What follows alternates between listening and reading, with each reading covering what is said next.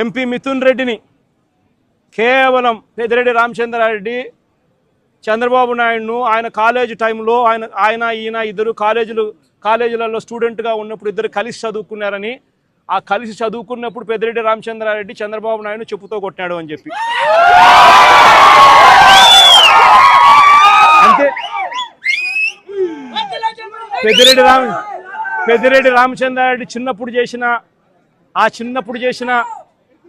చిన్న గొడవ చంద్రబాబు నాయుడు మనసులో ఎంతగా నాటుకొని పోయింది అని అంటే, ఏకంగా పెద్దిరెడ్డి రామచంద్రారెడ్డి కొడుకును ఎట్ట తిరిగి జైల్లో పెట్టాలా, పెద్దిరెడ్డి రామచంద్రారెడ్డికి మనక్షోభ కలిగించాలా అని ఎంత సేడిస్టిక్గా ఆయన వ్యవహరిస్తూ ఉన్నాడు అని చెప్పడానికి ఇదొక నిదర్శనం.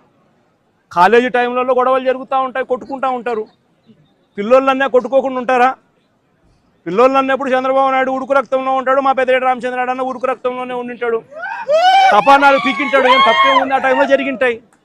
ఆ జరిగిందాన్ని గుర్తుపెట్టుకొని సేడిజంగా ఇన్ని సంవత్సరాల తర్వాత కూడా ఆయన కొడుకును కూడా జైల్లో పెట్టించాలని చెప్పి ఇంతగా తాపత్రయపడతా ఉన్నాడంటే చంద్రబాబు నాయుడు, ఈయన మనిషిలోని విషం, ఈ మనిషిలోని రాక్షసత్వం ఎంతగా ఉంది అని చెప్పడానికి ఇదొక నిదర్శనం.